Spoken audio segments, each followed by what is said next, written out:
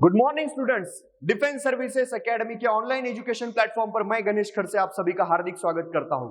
दोस्तों, defence services academy जहां पर 11th और 12th के साथ एनडीए और जेडब्ल्यू जैसी बड़ी एग्जामिनेशन की पूरी तैयारी करवा के ली जाती है और एनडीए और जेडब्ल्यू के रिजल्ट्स मिलते हैं, इसीलिए पूरे भारत से यहां पर बच्चे पढ़ने आते हैं।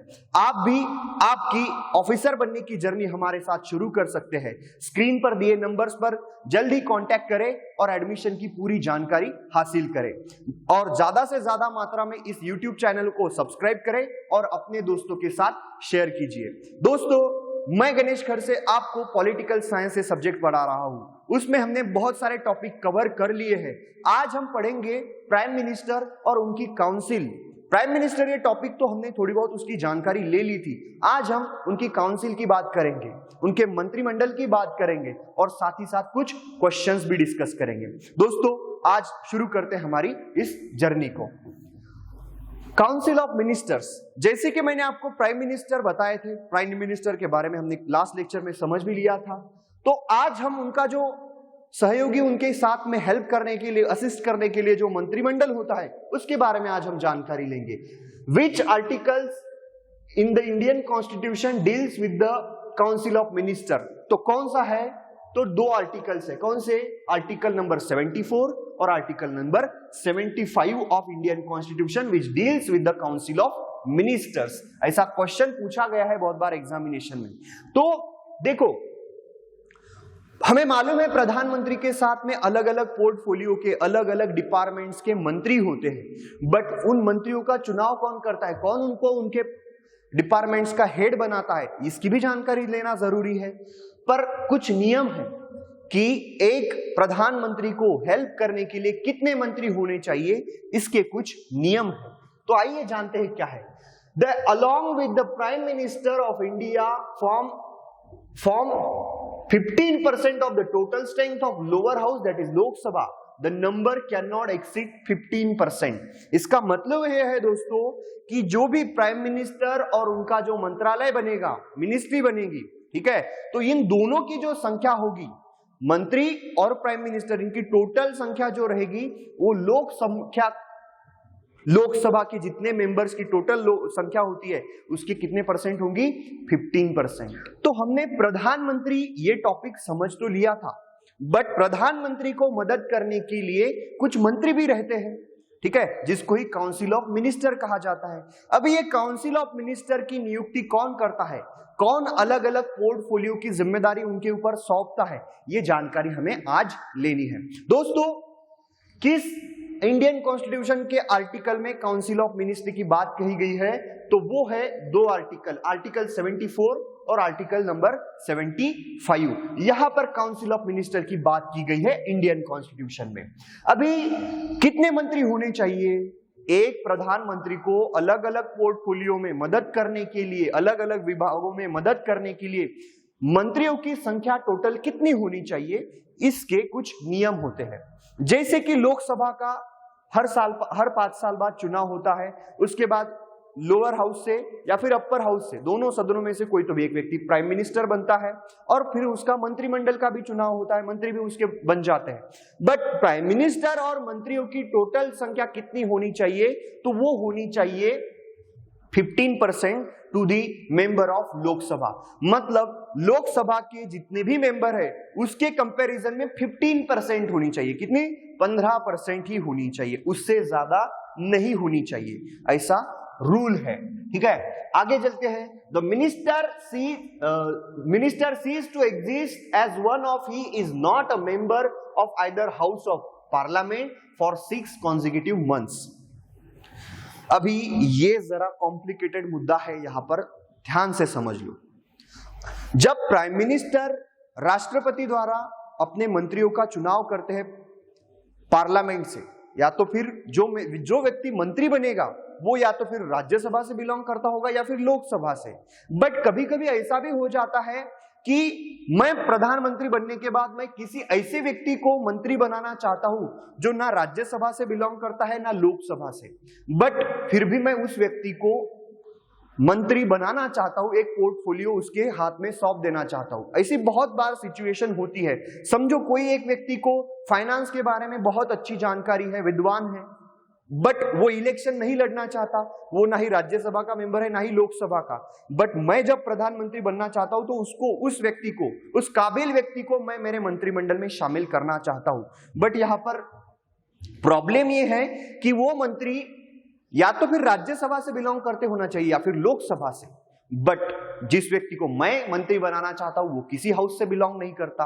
तो यहां पर एक प्रावधान होता है कि मैं उस व्यक्ति को जो राज्यसभा से और लोकसभा से बिलोंग नहीं करता, उस व्यक्ति को भी मैं मंत्री बना सकता हूं अपने मंत्रिमंडल में, एक पोर्टफोलियो की जिम्मेदारी उसके ऊपर सौंप सकता हूं। बट जब उस व्यक्ति को मैंने उस डिपार्टमेंट की जिम्मेदारी संभाली है, जब से मैंने उसको मंत्री बनाया है, उसके 6 महीने के उपरांत उस व्यक्ति को लोकसभा या तो फिर राज्यसभा का सदस्य करके चुन के आना पड़ता है। कितने समय के भीतर? 6 मंथ के भीतर। 6 महीने के पहले उसको या तो फिर राज्यसभा का मेंबर बनना पड़ेगा या तो फिर लोकसभा का मेंबर बनना पड़ेगा। अभी सिचुएशन ऐसी होती है कि लोकसभा का इलेक्शन तो हो चुका होता है, लोकसभा का इलेक्शन फिर से नहीं होता, तो उस व्यक्ति को 6 महीने के अंदर मुझे 6 महीने के अंदर मंत्री बनाना है, बना के रखना है, तो उसको राज्यसभा या फिर लोकसभा का मेंबर बनाना पड़ेगा। तो यहां पर क्या करती है पार्टी, रूलिंग पार्टी क्या करती है, लोकसभा में जिसको मेजॉरिटी है वो पार्टी क्या करती है, उस व्यक्ति का नॉमिनेशन राज्यसभा में करते हैं। कहां पे? राज्यसभा में। कोई तो भी स्टेट से उस व्यक्ति को स्टेट रिप्रेजेंटेटिव करके राज्यसभा का सदस्य बना देते हैं, या तो फिर वो 12 मेंबर जो राष्ट्रपति जी द्वारा नॉमिनेट होते हैं, और वो व्यक्ति, वो काबिल व्यक्ति अगर एंग्लो इंडियन कम्युनिटी से बिलोंग करते हैं तो फिर बात ही नहीं। ऐसे कुछ तो भी नए रास्ते निकाल कर उस व्यक्ति को 6 महीने के पीरियड के अंदर अंदर लोकसभा या तो फिर राज्यसभा का मेंबर बना दिया जाता है। अगर समझो कोई व्यक्ति को मैंने पोर्टफोलियो की जिम्मेदारी संभाल दी है, मंत्री बनाया है, बट 6 महीने के अंदर वो खुद को लोकसभा और राज्यसभा का मेंबर नहीं बना पाता है, तो उस व्यक्ति से उस पद का भार वापस ले लिया जाता है। तो इसको जरा आपको समझना पड़ेगा। 6 महीने का पीरियड होता है, उस व्यक्ति को कोई तो भी, आइदर हाउस बोला है, कोई तो भी एक हाउस का मेंबर उसको बनना ही पड़ता है। ठीक है। Parliament decides the salary and allowances of the council of minister. मंत्रिमंडल की जितनी भी उनको फैसिलिटीज दी जाएंगी या फिर सैलरी होगी, उसका डिसीजन कौन लेता है? तो पार्लियामेंट। पार्लियामेंट का शब्द जब मैं यूज करूंगा तो उसका मतलब है राज्यसभा, लोकसभा और प्रेसिडेंट। टाइप्स ऑफ मिनिस्टर्स, अभी हमें मालूम है प्रधानमंत्री रहता है और उनका मंत्रिमंडल रहता है, बट इस मंत्रिमंडल के, ठीक है, डिपार्टमेंट्स के आधार पर 3 पार्ट्स पड़ते हैं। कितने? 3 पार्ट्स। तो इसको जरा हम समझेंगे। ठीक है। पहला पार्ट कौन सा है? Cabinet minister. बड़े बड़े डिपार्टमेंट्स जो होते हैं, फाइनेंस मिनिस्ट्री है, रेलवे मिनिस्ट्री है, फॉरेन मिनिस्ट्री है, डिफेंस मिनिस्ट्री है, होम मिनिस्ट्री है, ये बड़े बड़े डिपार्टमेंट्स जो होते हैं ये कैबिनेट मिनिस्टर्स कहलाते हैं, कैबिनेट मिनिस्ट्री कहलाते हैं, कैबिनेट डिपार्टमेंट्स कहलाते हैं। ठीक है। He is a person and he participate in every meeting of cabinet. ठीक है। अभी ये जो कैबिनेट मिनिस्टर्स होते हैं, इनके हाथ में बहुत बड़े बड़े डिपार्टमेंट्स होते हैं और कैबिनेट मिनिस्ट्री की हर एक मीटिंग में ये पार्टिसिपेट करते हैं। ये तो प्रथम पार्ट हुआ। अभी सेकंड पार्ट देखते हैं, minister of states with independent charge. ठीक है। अभी बड़े बड़े डिपार्टमेंट्स कैबिनेट मिनिस्ट्री में आ गए। ठीक है। बट कुछ छोटे छोटे डिपार्टमेंट्स भी होते हैं।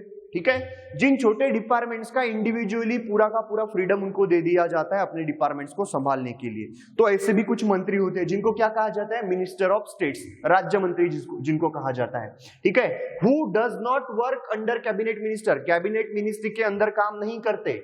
When any matter concerning his department is on the agenda of cabinet, he is invited to attend the meeting। छोटे छोटे डिपार्टमेंट्स इनके हाथ में सौंप दिए जाते हैं स्टेट मिनिस्टर्स के अंडर में, बट ये कैबिनेट मिनिस्ट्री की हर एक मीटिंग में शामिल नहीं होते, पार्टिसिपेट नहीं करते।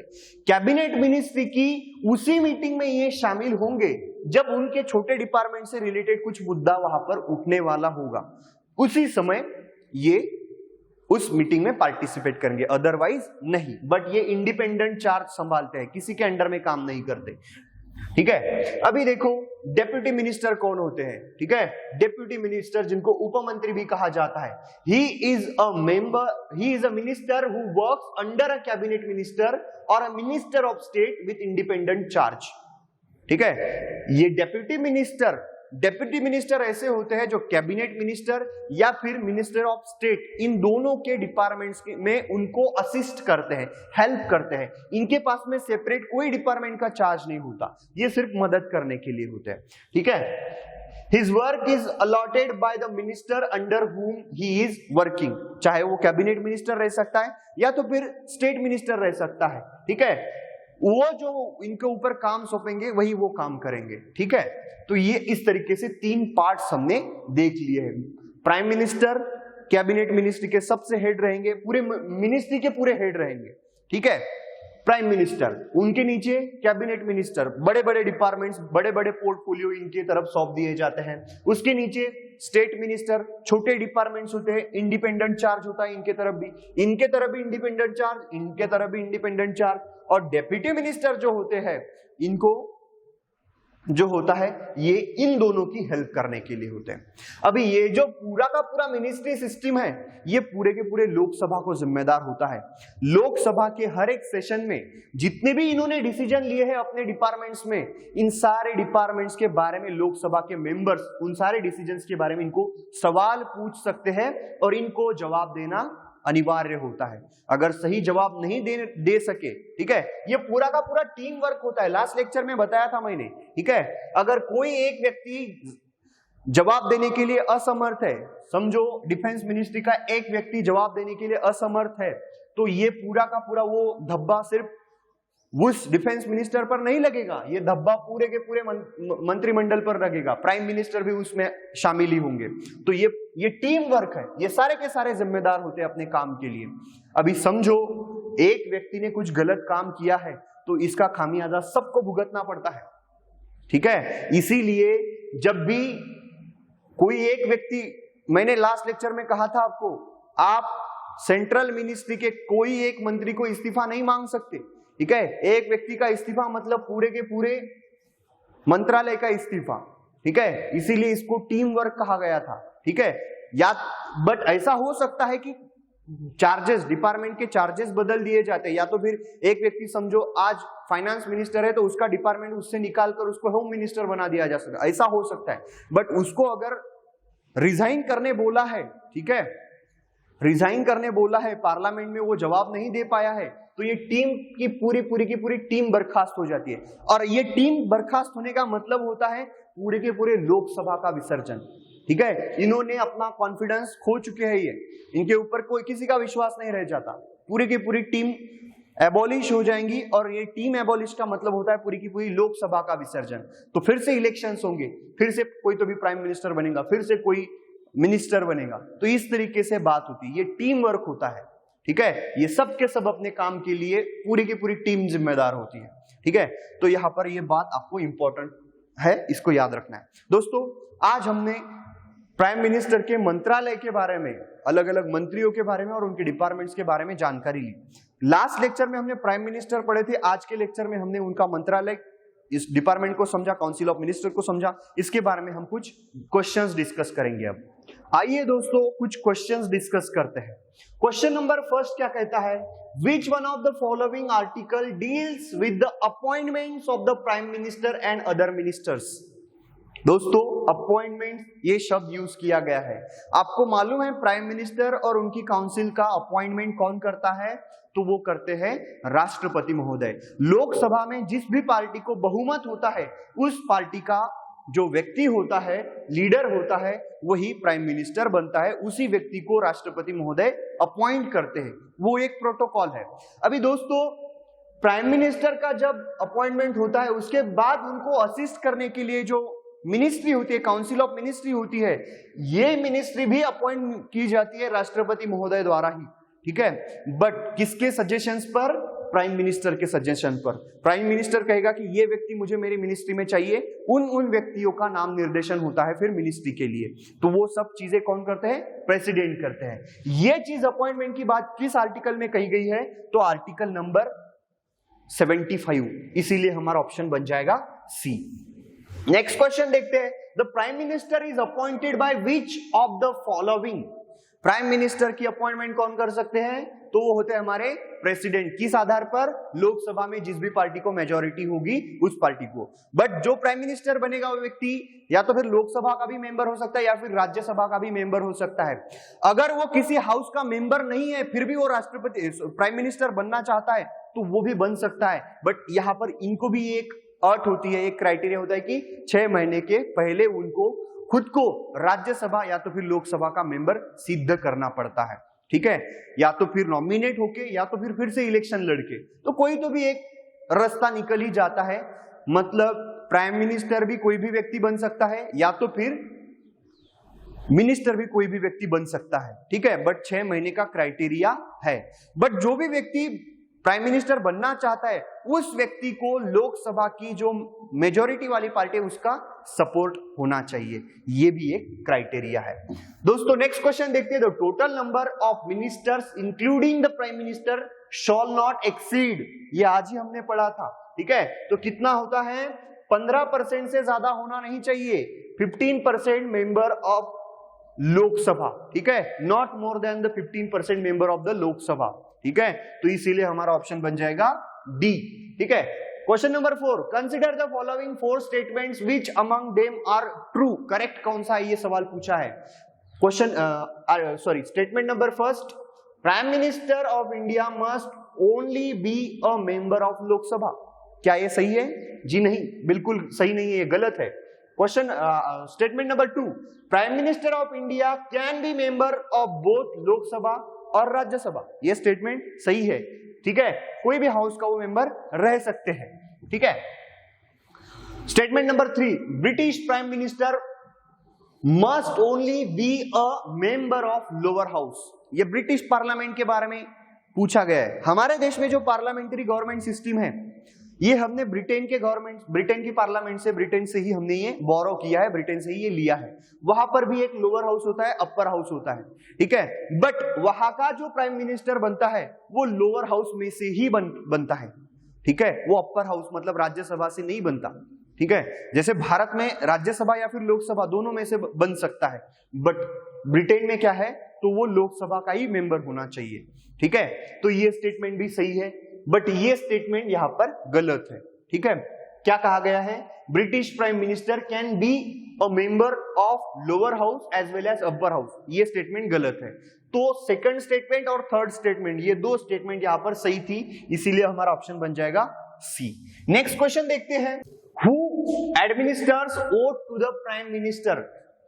प्राइम मिनिस्टर को शपथ कौन दिलाता है? जी हाँ, प्राइम मिनिस्टर और उनके मंत्रालय को भी एक ही व्यक्ति शपथ देते हैं और वो व्यक्ति होते हैं हमारे देश के राष्ट्रपति। प्रेसिडेंट जी इन सबको शपथ देते हैं। Question number 7, what is term of office of prime minister. कितने साल की होती है? 5 साल की होती है। ठीक है, अगर उन्होंने लोकसभा का विश्वास खो दिया है, ठीक है, तो उनको फिर अपना इस्तीफा भी देना पड़ता है। प्रधानमंत्री का इस्तीफा मतलब पूरे मंत्रिमंडल का इस्तीफा, और मंत्रिमंडल का इस्तीफा मतलब पूरी की पूरी लोकसभा का विसर्जन। फिर से इलेक्शंस होंगे, फिर से नया प्राइम मिनिस्टर बनेगा। तो देखते हैं दोस्तों क्वेश्चन नंबर 8 क्या कहता है। Which among the following is not within the power of prime minister? Statement A, the prime minister presides over the meeting of council of minister। बिल्कुल सही है। Statement B, resignation of prime minister means resignation of entire council of minister. बिल्कुल सही है, ये भी मैंने आपको एक्सप्लेनेशन में बताया था। मंत्रिमंडल का इस्तीफा, प्रधानमंत्री का इस्तीफा मतलब मंत्रिमंडल का इस्तीफा, तो ये भी स्टेटमेंट सही है। ठीक है, स्टेटमेंट सी देखते हैं, the prime minister directly appoints everyone in the council of minister. क्या ये सही है? डायरेक्टली अपॉइंट कर सकते हैं क्या? तो नहीं। आर्टिकल नंबर 75 मैंने आपको बताया था, उसमें क्या कहा गया है, जब प्राइम मिनिस्टर का अपॉइंटमेंट होता है राष्ट्रपति जी द्वारा, तो प्राइम मिनिस्टर उनको बताएंगे कि उनको असिस्ट करने के लिए किन किन लोगों की जरूरत है, तो फिर वैसे लिस्ट उनके पास में भेजी जाती है, फिर उन लोगों को प्राइम मिनिस्टर की हेल्प के लिए अपॉइंट किया जाता है। बट अपॉइंटमेंट कौन करता है? तो प्रेसिडेंट जी करते हैं। ठीक है, डायरेक्टली अपॉइंट कर सकते हैं क्या प्राइम मिनिस्टर? नहीं कर सकते, ये स्टेटमेंट गलत है। The prime minister allocates portfolios to the minister. जी हाँ, कौन से व्यक्ति को कौन सा डिपार्टमेंट संभालना है, किस डिपार्टमेंट का मंत्री उसको बनाना है, ये डिसीजन कौन लेता है? तो प्राइम मिनिस्टर लेते हैं। ठीक है, तो यहां पर ये सी नंबर का स्टेटमेंट जो है ये गलत है और यही हमारा आंसर बन जाएगा। Question number 9, who can be said to be the leader of Lok Sabha? Lok Sabha का लीडर किसको कहा जाता है? तो कौन है? हमारे देश के प्रधानमंत्री, प्राइम मिनिस्टर को लोकसभा का लीडर कहा जाता है। भले ही वो प्राइम मिनिस्टर की पोस्ट पर है लेकिन लोकसभा से बिलोंग नहीं करते, वो राज्यसभा से बिलोंग करते हैं, लेकिन फिर भी वो लोकसभा के ही लीडर माने जाएंगे। ठीक है, तो प्राइम मिनिस्टर ऑप्शन बन जाएगा C. Question number 10, who is the chairman of national development council? ये भी मैंने आपको बताया था, जो कि रहेंगे प्राइम मिनिस्टर। यहां पर आंसर ए जो है हमारा, ऑप्शन ए जो है हमारा आंसर बन जाएगा। Which prime minister had coined the term जय जवान जय किसान? आपको मालूम होगा ये जो नारा है ये किस प्रधानमंत्री ने दिया है? तो वो नाम है लाल बहादुर शास्त्री। ठीक है, ऑप्शन डी हमारा आंसर रहेगा। Question number 12, which among the following is not a category of council of minister? आज ही हमने टॉपिक पढ़े। ठीक है, cabinet ministry, minister of state और डेप्यूटी मिनिस्टर, ये 3 मंत्रालय थे, मंत्रालय के अलग अलग पार्ट्स थे। ठीक है, 3 तरीके के मंत्री हो सकते हैं, बट यहां पर आपको मिनिस्टर ऑफ क्राउन नाम का कुछ मैंने आपको बताया था क्या? तो नहीं, ये नहीं है, ये यहां पर ऑप्शन सी जो है ये गलत है और यहां पर वही पूछा गया है, नॉट। तो हमारा सी जो है यही हमारा ऑप्शन बन जाएगा। इस तरीके से हमने इंपॉर्टेंट क्वेश्चंस डिस्कस कर लिए हैं। दोस्तों आज का आपका होमवर्क क्या रहेगा? तो जो क्वेश्चन में हमने डिस्कस किया है जय जवान जय किसान, ये नारा किसने दिया था? लाल बहादुर शास्त्री। इन्हीं के बारे में आपको 5 या 6 सेंटेंस लिखने हैं, बट वो इंफॉर्मेशन वाले सेंटेंस होने चाहिए। उनका कार्यकाल कितना था, कोई किताब उन्होंने लिखी है क्या, उनके कार्यकाल में उन्होंने कोई बड़े डिसीजन लिए हैं क्या। ठीक है, तो ये सारी चीजें उस होमवर्क में आनी चाहिए। ठीक है, और होमवर्क होने के बाद अच्छी हैंडराइटिंग में लिखने के बाद व्हाट्सएप पे पोस्ट कीजिए, मैं आपको जरूर उसके बारे में कुछ कमेंट्स दूंगा। Thank you.